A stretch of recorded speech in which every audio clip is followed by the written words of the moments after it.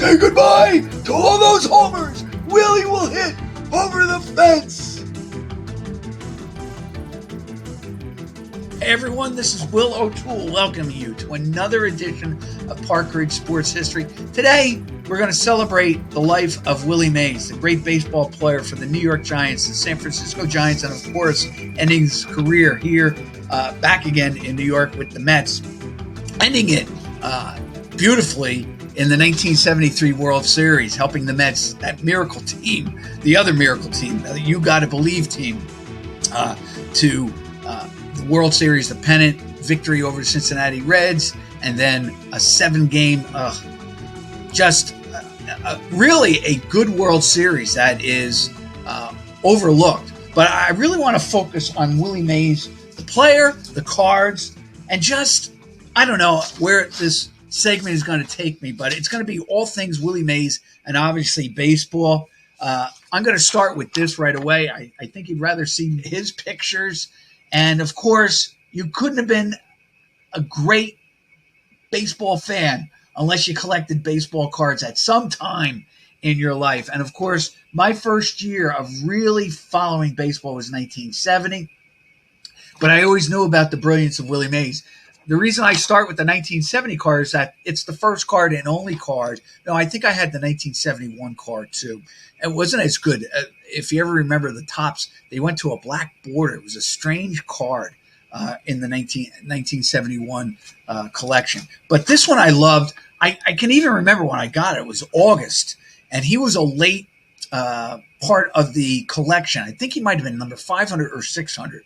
But what was great about it was the fact that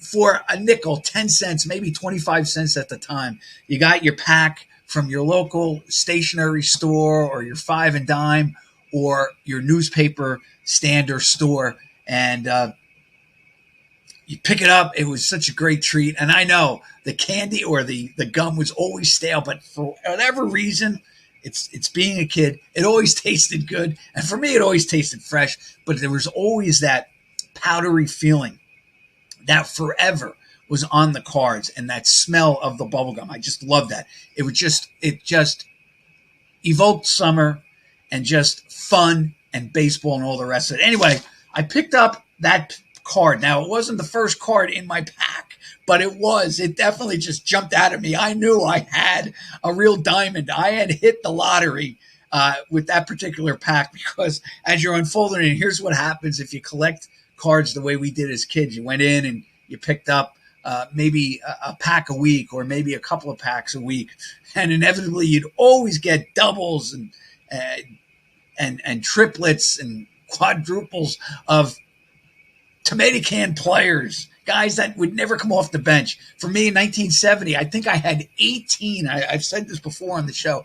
I had 18 Carl Taylor cards when he played with the Cardinals, and he didn't even have the hat. It was just his face. And I remember getting him. And, of course, you're going through it. Carl, the 18th time I've got him. All right, I got Ted Savage. I got Bobby Bolin.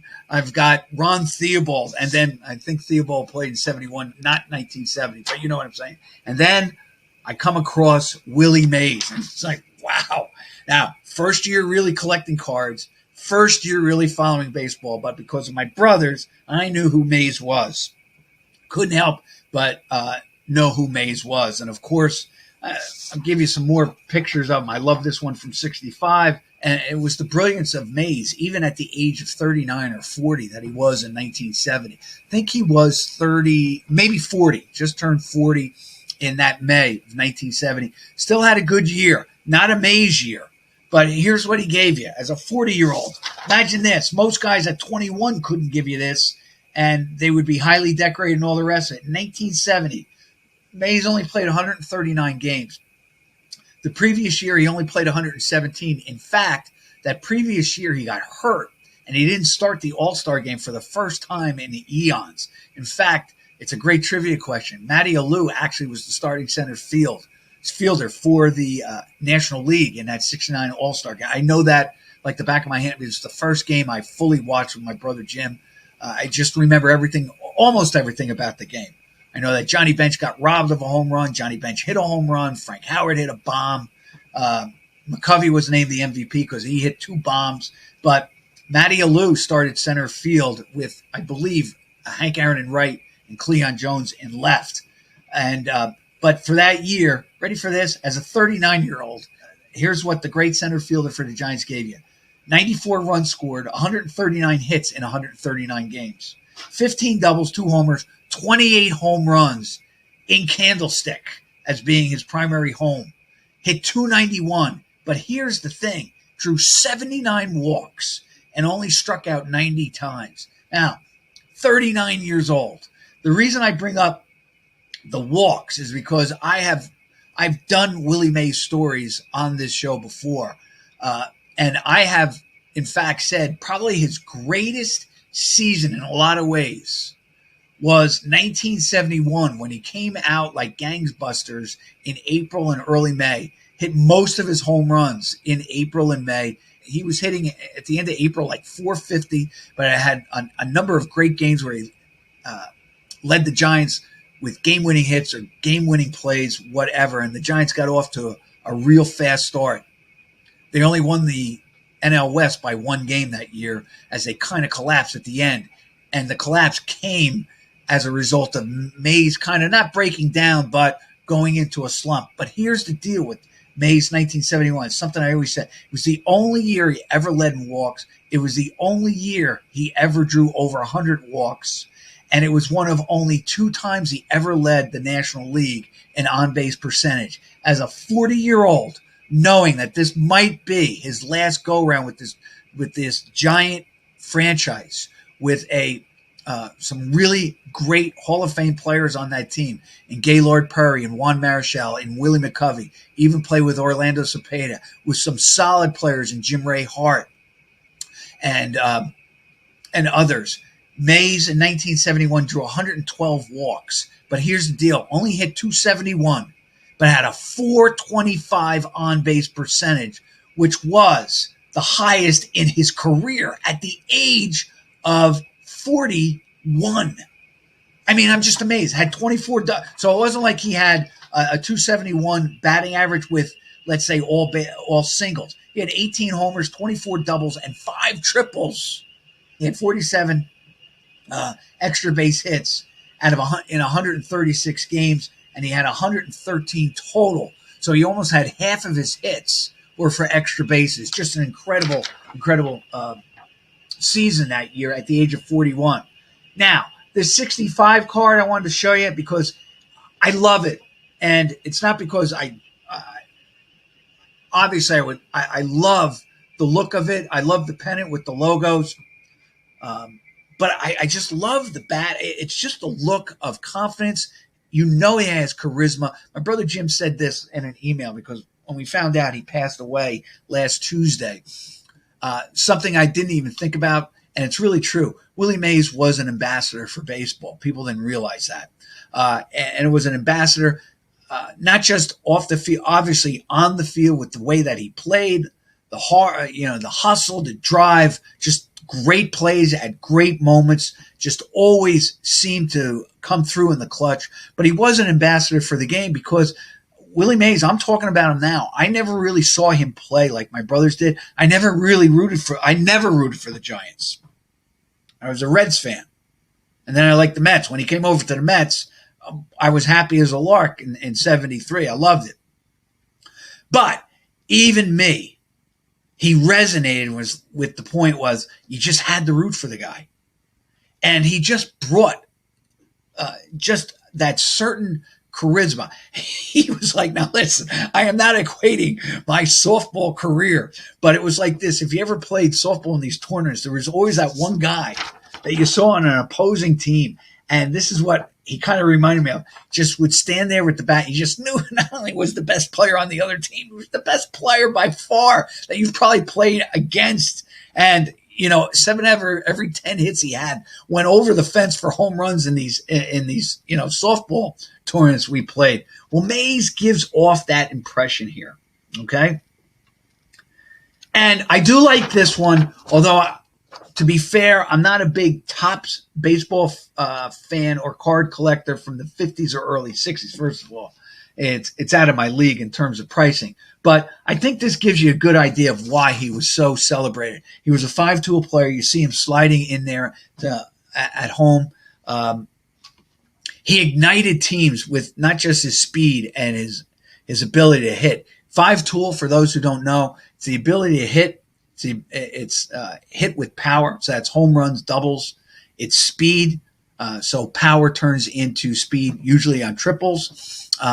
He could hit for average. Willie did retire with a 301 or a 302. I've seen both, and I'm going to go with 302.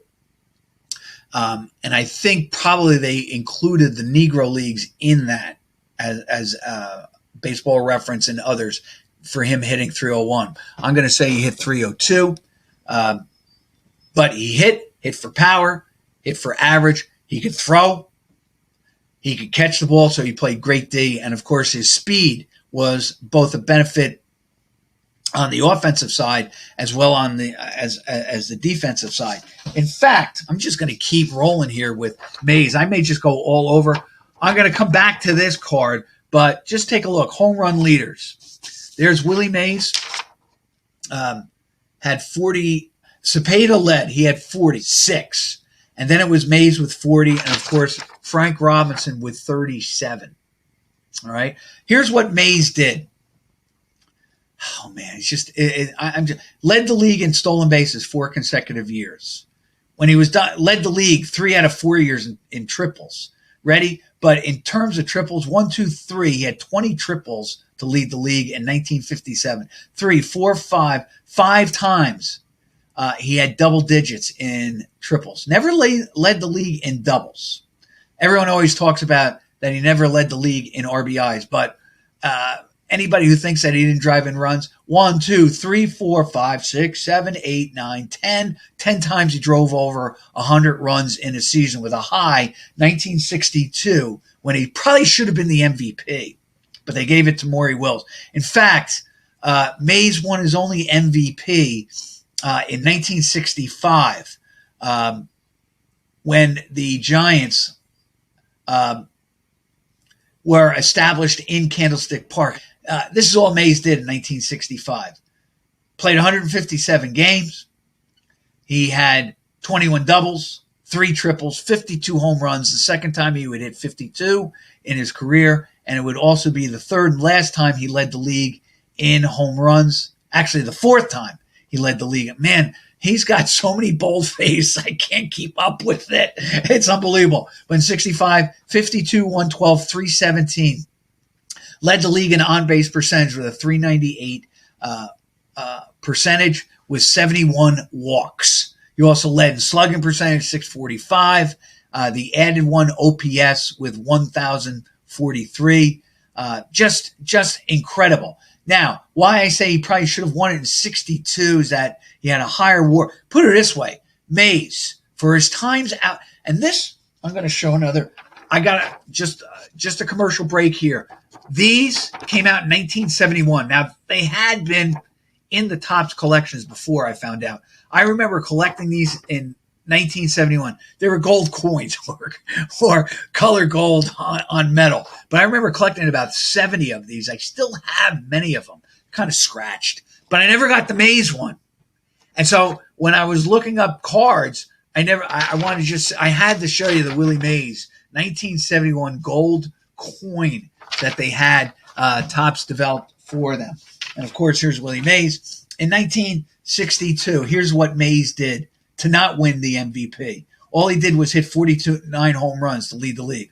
All he did was drive in 141 RBIs, which was second, I believe, to Tommy Davis. Tommy Davis led the league.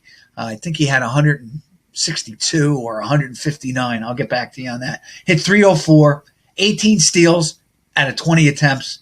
Again, 85 walks. He scored 130 runs that year. And, you know, here's the deal with him. Won the MVP in 1950. In 1954, when the Giants won the whole thing, he hit 345. He had 41 home runs, 110 RBIs. Just an unbelievable year. Led the league in triples with 13. He was in the top, ready for this, top 10 in the MVP. 1, 2, 3, 4, 5, 6, 7, 8, 9, 10, 11, 12 times he was in the top 10. And he missed 1, 2, he finished runner-up, and then finished third in 1960. Now, I got to be honest with you. I'm not going to crush. I'm not here to crush Maury Wills. But, and I'm going to use a stat that I've had, or a formula that I've had my issues with. In 1962, Mantle wins. He had a 6 WAR. Mantle, of course, 30, 89, 321, 486 on-base percentage, as he drew 122 walks for the 62 world champion New York Yankees. Maury Wills had a 6 WAR. He did have 104 steals. He had 6 homers, 48 RBIs, scored 130 runs, the same as Willie Mays. All right. Had 19 more hits than Mays, 208 to 189. But his on-base hit 299, Mays hit 304. His on-base percentage, though, is 347. Mays was 384. Mays had a 10.5 WAR that year, 4.5 points higher, and he did lead. The entire major leagues, 10.5.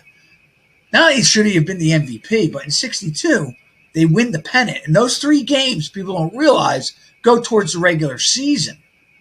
And Mays, of course, had a big moment in Game 3 of that series in the 9th inning, starting the rally that would propel the Giants into the pennant. And then I just want to see something else here. He finished runner-up in 1958 to Ernie Banks. Now, my only problem with that is this. I think the league felt sorry for Ernie Banks. Let's just go to the thing. Because Banks, of course, won back-to-back MVPs. Playing shortstop, he had a 9.3 WAR, led the league in home runs, 47, RBIs, 129, hit 313, had a 366 on-base percentage.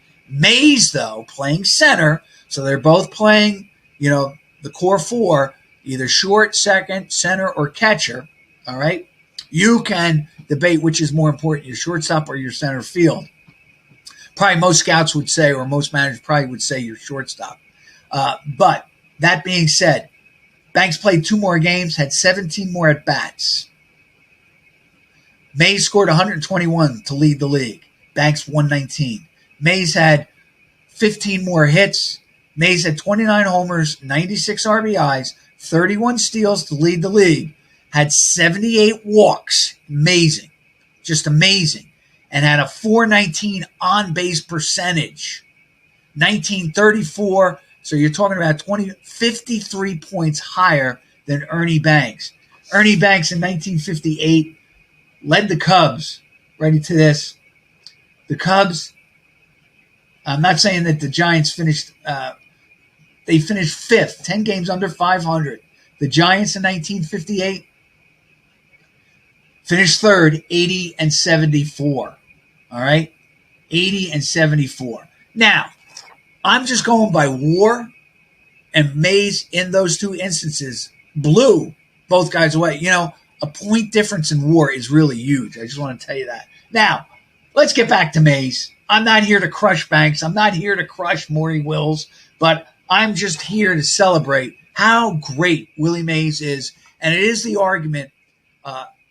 Many people think that he was the best player ever to play baseball in the major leagues. Arguments for Babe Ruth, the fact that he was a pitcher, won almost 100 games as a pitcher. But Willie did all 5 things brilliantly. Run, throw, catch, hit for power, all the rest of it. Ruth, of course, when you think of Ruth, you're thinking of all the power, the home runs. That was the other thing, because I had to stop this because I just had some glitches. And I was about to say this before, but Willie Mays, when you think about Mays, when you think of Aaron, you think of home runs. When I think of Frank Robinson, I think of home runs, and I probably think of his Triple Crown in '66. And I probably think of him because imagine if the Reds had held on to him. But there's, all right, when I think of Roberto Clemente, I do think of his arm, and I think of 1971. Mays is different, though. The first thing that always popped in my head with Mays was not the catch in 1954, but his overall defense. I just remember him it just seemed to me, making great plays. And here's what I mean by that. By the way, the brilliance of Topps. And this was the fun when they had fun with the baseball cards in the 1950s. And that was, they were doing all kinds of crazy things with the advent of TV becoming more and more a fixture in the home of the families. Here's the catch. Man, I like this because, well, I like this catch, the catch. And notice, it's called the catch. I like kind of the close-up of this. I do like the angle of this. I love this picture of Willie Mays. Now, it's not a Topps baseball card, and I'm going off on a tangent. I don't really care because I'm just trying to get all these things in that I remember about Mays and just the brilliance of him. Here's what I loved about it. First of all, you know he's on the road. I loved how they wrote San Francisco, that they managed to get all the lettering out there. I did later on like the SF, but I really love the old 1960s look of that San Francisco. Love the hat. I love those helmets. Here's the thing that jumps out at me. I love the fact that he kept his top button unbuttoned. I just think he looks so cool. You know, he just looks like an action hero in this picture. And, of course, you can see just his stance. It would change over a number of years. I remember him with an open stance. And, of course, when you're playing backyard wiffle ball, you would take out the box scores and then imitate the players. That was the fun of playing in your backyard, was to be certain players and imitate their stance, imitate their habits, their idiosyncrasies when you're at the plate. Here is another picture of Mays, and I think this really gives justice to the fact of, one, how deep the Polo Grounds were and how far he had to run. But the thing is that Mays, and I'll give you an up close on this, and it's actually autographed. Look at the fans. And Mays has said that was hit off a pitch thrown by Don Little. Of course, it was Vic Wertz. Larry Doby was on base, along with, I believe, Al Rosen. What made the play, it was a 2-2 game. Late in the game, I'm going to say top of the eighth. I got a lot of things on Willie Mays, so help me here. Please don't write messages, you got that wrong and all the rest of it. I'm getting the brunt of it. What Mays said about that catch, he said, the catch wasn't hard. He says, as I was running, he said, I knew I had to get the ball back to the infield, that it had to be a great throw. And Mays, if you got to see it, I wish I could show the footage of it and all the rest of it, but Mays catches the ball with such ease. I mean, most guys would just fall on the ground after catching the ball. But if you watch the play, and I've said this before in past, I don't really care if this is redundant or if you've heard this before from other people, but the brilliance of the catch was not the catch. It was the throw. And the fact that the throw prevented from either runner scoring and giving the Indians the lead. And it broke their backs because the Giants would win the game on a home run by Dusty Rhodes. And they would sweep the Indians. What made it unbelievable was that the Indians had crushed it. Well, the Indians won the pennant that year under Al Lopez by 8 games. Over the Yankees. The Yankees won 103. The Indians had to win 111 games to pass the Yankees. I mean, that was unbelievable. And then, really, probably, when I was a kid, I probably would have rooted for the Indians. Now, I'm glad that Mays won that championship. It would be his only World Series championship. Played in 51, 54, played in 62, and he played in 73. In 73 and 62, both went 7. And crushing losses in those game 7s. Heartbreaking in a lot of ways. But just take a look Look at the shadows, all the things. White shirted fans in the outfield. Now I know this black and white. Probably if you can see some other. Probably if this was a color, you could see maybe there were other colors. But for the most part, it looks like everyone's in white. Now you're going back. You might be seeing white. You got to look up at the sky. It's played during the day. Makes a catch, but what he was really proud of was not the catch, which everyone would have. It was a throwback to the infield. I mean, and you can see how far. It's the deepest center field probably. I'm pretty sure it was probably a little bit deeper than Yankee Stadium #1. But put it this way: when you ran to center field, and I know I can only remember, I think there's only 2 guys ever put it out there. One being Lou Brock. I've talked about that before. But going all the way back, catching the ball, and then whirling in one motion and throwing a BB back to the infield is remarkable. So there are the catches. And here's what I mean about Mays and the catch. I kind of remember reading an article or seeing something, and I'm going to come back to this. I want to save this picture because it is something about the 50s and 60s. On April 11th, and you can go to some of the highlight reels, MLB shows this. Mays comes out of nowhere. This is April 11th, 1970. Now, he's 39 years old. The guy in right is Bobby Bonds, who was a great player. Had some problems. You could probably argue he probably should be in the Hall of Fame. He was a great player. In fact, those Giants had Mays being a mentor for. Ready for this? Here was an outfield the Giants actually had later in the 70s. They had Bonds. They had Gary Matthews, a great defensive center fielder. And they had Gary Matthews, a solid player in left. Those 3 guys, all 3 would be traded away by the Giants. And they had a couple other guys. It's funny how the Giants had kind of a boatload of talent for the outfield or at the corners, but could never get, let's say, solid, I'd like to say, infielders during those 60s and stuff. I know they had Jose Bacan and all the rest of it, but you know what I mean. They had Jim Ray Hart. They had, in 1970, they had Dave Kingman playing third, first, and the outfield. Great power. Dave Kingman could never really just become a more rounded player. But Bobby Bonds, 5-tool player.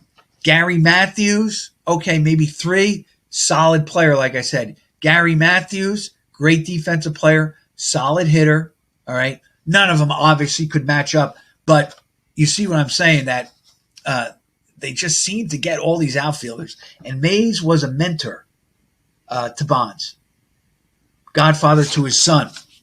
And anyway, on this play, April 11th, let me just see who they played, because I did. I'm going to put this picture up. If you ever see this play, Mays comes out of nowhere, and he robs. Let me just see if I can find it. It was April 11th, 1970. So I can go. This is the great thing about Baseball Reference, one of the baseball sites I use along with Baseball Almanac. So it's a shout out to them. On April 11th, it was a Saturday afternoon. Oh, they're playing Cincinnati, of course. Jim Perry versus Jim Merritt. 2 20-game winners that year. The Giants would win it in a walk-off, 2-1. They would start the season 4-1. And I'm just trying to look. But anyway, it was against the Reds, and he came out of nowhere, and just Bonds was all set, and then Mays just comes out of nowhere, runs from center. This isn't right center field or right field. It's right center, just judging by the 375, and just jumps up, basically with Bonds just underneath him, catches the ball, and falls on top of Bonds as they both fall, and kind of got hurt. I wish I knew who it was, and I apologize. I'll figure it out later. But it was a 2-1. They beat the Reds 2-1, and it's just an unbelievable catch by Mays. And this is what I'm saying about Mays. I just always think of him, yes, great hitter, but when I think of hitters in baseball growing up, I'm thinking of Robinson. I'm thinking of Orlando Cepeda. And I'm thinking of Mays first as defense. Let me go to these. Now, I didn't have this card, but I've mentioned this card before. This one just goes to show you. He's 42 or 43, and he's still ripped. I mean, look at the arms on him. You know, in the 2 years he spent with the Mets, if you put together and just make it into one season, Mays at age 42 and a half, let's just say, 42 and a half, hit 14 home runs for the Mets. And he had 40 some odd RBIs. Okay? Playing center and first base. There's guys who have had careers that never hit 14 home runs in a career. And Mays is doing it at the tail end of his career. Just a phenomenal player. I'm going to save that one. Now, Mays, of course, baseball fans will say this. Frank Robinson, you know, it's funny. There's only 1 year, I believe, in All-Star history where Mays, Aaron, and Clemente started an All-Star game. And that occurred at the 66 in St. Louis at Busch Stadium. Mays, Robinson started with Mays. It's amazing. Aaron really didn't start that many All-Star games with Mays when I think about it. But I want to mention these guys because, first of all, you know, I have to put in a compliment to my mother-in-law, who was a huge Brooklyn Dodger fan and a huge Gills Hodges fan. She loved Roy Campanella.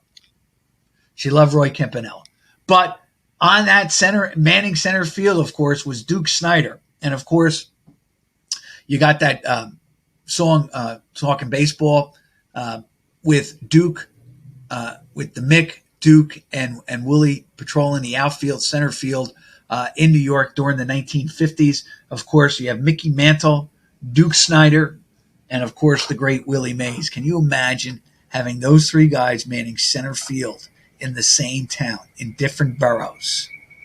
And then all three of them meeting up somewhere, somehow, in the World Series. For Mays, 62 and 51. For Duke, Snider, and the Dodgers, all those years in the 1950s against the Yankees. And, of course, Frank Robinson. Now, when I think of Frank Robinson, I think of the Triple Crown. And I think of the fact that the Reds traded him in 66. Now, love this. I did want to show. I'm going to show you this. I'm going to fold this because I want to save this for last. I got quite a few minutes here. Here is Sporting News All-Star. I think this is 1958 with Mays. All right. And I just love the look of it. Willie Mays, outfield, right? With it looks like the wooden the wooden frame. I think they got the paneling off my cellar walls and stuff like that. But that fake paneling look to give it, I don't know, maybe a homespun type of thing. But Mays, of course, number of times that he's in the All-Star game. He made 18 All-Star games with the San Francisco Giants. And like I said, he started the All-Star game. I think he started 11 straight All-Star games, if I'm not. Well, he makes his first All-Star game in his MVP year of 1954.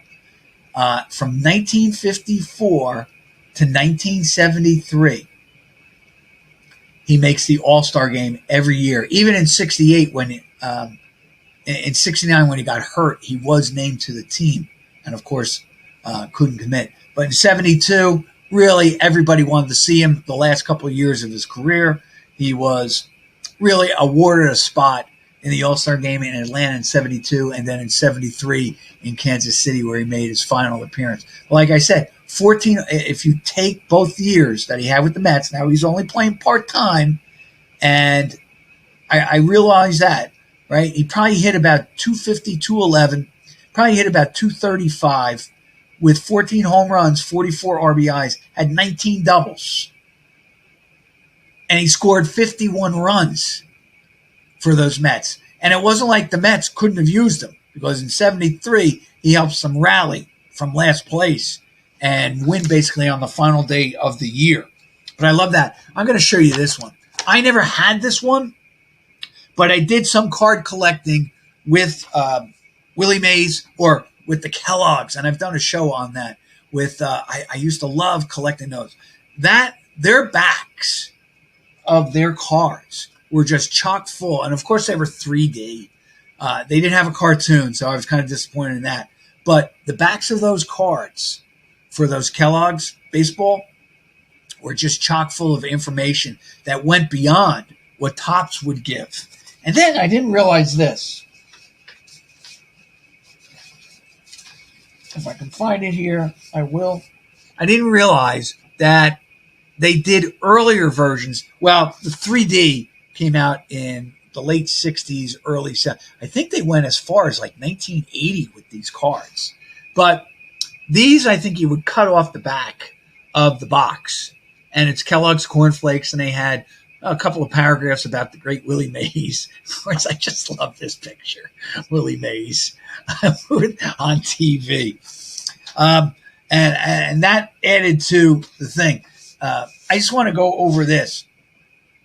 Here's what he did. Actually, he has been quoted as saying this. He finished with 660 home runs, 141 triples, 525 doubles. So you're talking about a guy who finished, ready for this, with over 1,200 extra base hits.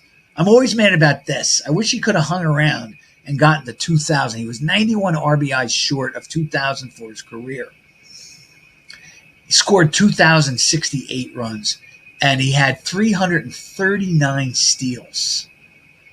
339 steals. He finished with a 384 on-base percentage. Now, Baseball Reference has updated this 301 batting average lifetime, but I'm going to stick with the 302 for Major League Baseball, okay? But 660 home runs. He hit. Now, I will tell you this. Even though Hank Aaron got to the 500th home run faster than Mays, Mays was the first player to get the 600 home runs and 3,000 hits in the he's the first player to do that. Okay, so Aaron kind of bested him with the 500 home runs.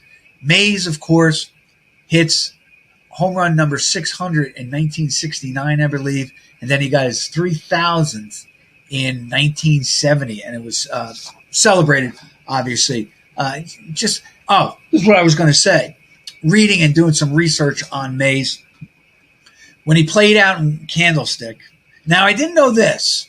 You know, he wasn't, I did know this, but I didn't know this, and then I did know this. He wasn't embraced by San Francisco like he was in New York. New York, he was just a legend. New York, he was just a god. He went out to San Francisco, and probably New York didn't rub off on the Golden Gators. It didn't rub off on them. Besides, they had guys that were coming up through their own system that they latched onto, notably Orlando Cepeda, and of course, probably if you ask San Francisco fans who they liked, it was probably McCovey over Mays. And I think it's because McCovey was but came up through the San Francisco system. Mays came over from New York. All right. Probably. Oh, this is what I was going to show you. Got a couple seconds here. I did have a picture of. I'm saving that. So here were the great outfielders of the time. You have Al Kaline with the Tigers in the 1950s and 60s. I'm not including Yaz because he was 1960s, and this narrative is 50s and 60s. Of course, you have Duke Snider, 50s. You've got Frank Robinson, 50s and 60s. Clemente came up in 55, but a 60s player. You have Mickey Mantle, 1950s and 60s. This, though, my favorite picture probably of Mays and Aaron. I love that picture. I think that's 1970. I just love that picture. I love the Braves uniform. I love that Giants logo or their calligraphy with the Giants. I love the San Francisco. They look like Greek gods out there, don't they? They just look like what they are. Great, great, great baseball players. And of course, I got to sign off on this. I started the show, mentioned my brother Jim saying that Mays was a great ambassador. I'm going to leave it with this. When I emailed my brothers, my brother Eddie, who I spoke about last week, wrote me this. Saw this last night, meaning Mays' passing. He almost made it to the Rickwood game. I remember the spring day in 1966 that I opened a pack of cards I had bought at Cohen's just as I was walking on the avenue across from the park. And the first card in the pack, also the number one card in the series, was this guy who was smiling back at me. Man, did I love Willie Mays. Still do. This is Will O'Toole celebrating the great life and baseball career of Willie Mays. See you next week with another edition of Park Ridge Sports History. Thank you. Shout out to Howard.